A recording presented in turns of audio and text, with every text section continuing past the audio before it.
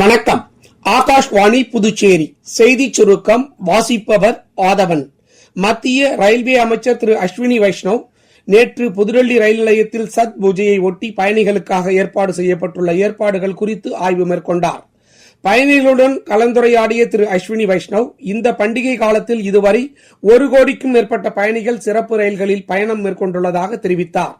மத்திய தகவல் மற்றும் ஒலிபரப்புத்துறை இணையமைச்சர் டாக்டர் எல் முருகன் நேற்று வெளியிட்டுள்ள சமூக ஊடக பதிவில் நாட்டிற்காக தன்னலமின்றி சேவையாற்றும் காவலர்களுக்கு தலை வணங்குவதாக குறிப்பிட்டுள்ளார். நேற்று மாலை ஆக்ரா டெல்லி வழித்தடத்தில் ஒரு சரக்கு ரயிலின் 12 பெட்டிகள் தடம் புரண்டதால் ரயில் போக்குவரத்து பாதிக்கப்பட்டது. மதுராவின் ஜெயிந்த் பகுதியில் உள்ள பிருந்தாவன் மற்றும் அஜாய் ரயில் நிலையங்களுக்கு இடையே இந்த விபத்து நிகழ்ந்துள்ளது. இதனைத் தொடர்ந்து தண்டவாளத்தை சீரமைக்கும் பணிகள் தொடர்ந்து நடைபெற்று வருவதாக ரயில்வே உயர் அதிகாரிகள் தெரிவித்துள்ளனர். நவம்பர் 6ஆம் தேதி நடைபெற உள்ள பீகார் முதல் கட்ட சட்டமன்ற தேர்தலில் அம்மாநில முதலமைச்சர் திரு நிதிஷ்குமார் அமைச்சரவையில் பதவி வகித்த 16 அமைச்சர்கள் போட்டியிடுகின்றனர். அவர்களில் 11 பேர் பாரதிய ஜனதா கட்சியைச் சேர்ந்தவர்கள், 5 பேர் ஐக்கிய ஜனதா தளத்தைச் சேர்ந்தவர்கள். 2ஆம் கட்ட வாக்குப்பதிவு நவம்பர் 12ஆம் தேதி நடைபெறும். 14ஆம் தேதி வாக்குகள் எண்ணப்பட்டு தேர்தல் முடிவுகள் அறிவிக்கப்படும்.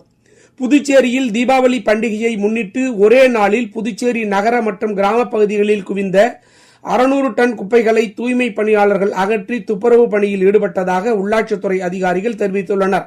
அதேபோல் கடந்த ஆண்டு தீபாவளியை ஒப்பிடுகையில் டெசிபல் அளவு 2% காற்று ஒலி மாசுபாடு புதுச்சேரியில் குறைந்திருப்பதும் தெரிய வந்துள்ளது.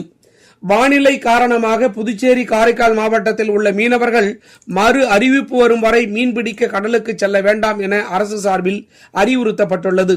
இத்துடன் இந்த செய்தி சுருக்கம் நிறைவு பெறுகிறது.